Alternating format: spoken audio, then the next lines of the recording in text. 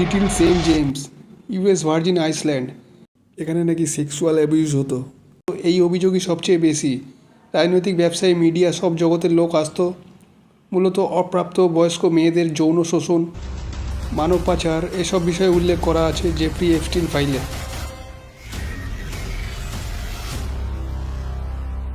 Jeffrey Epstein ছিল আমেরিকার billionaire financer. সব প্রমাণ তার নামে রেকর্ড ছিল। আইসল্যান্ডের মালিকানা তার নামে ছিল। তার বিরুদ্ধে কোর্ট কেস চলছিল।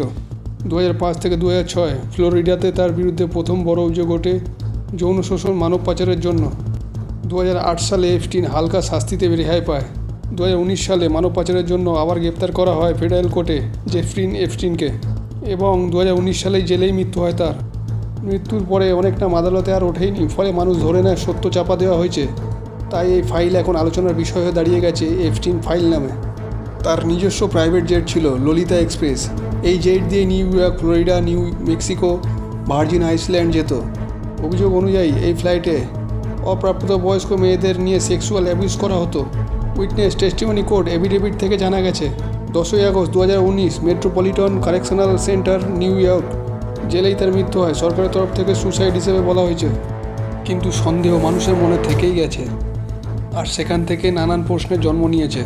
জেফ্রি এপস্টিন যে সেলে ছিলেন, সেই সেলের সামনে সিসিটিভি ফুটেজ নষ্ট হয়ে গেছে।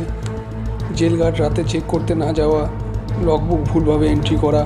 কিছু ফরেন্সিক এক্সপার্ট বলেছে নেক ইনজুরি সুসাইডের সাথে মিলছে না।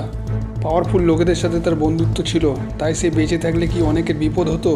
তাহলে কি চুপ করানোর চেষ্টা ছিল পাওয়ারফুল লোকেদের বাঁচাতে? সত্য চাপা দিলে কেস শেষ হয়, অপরাধ নয়।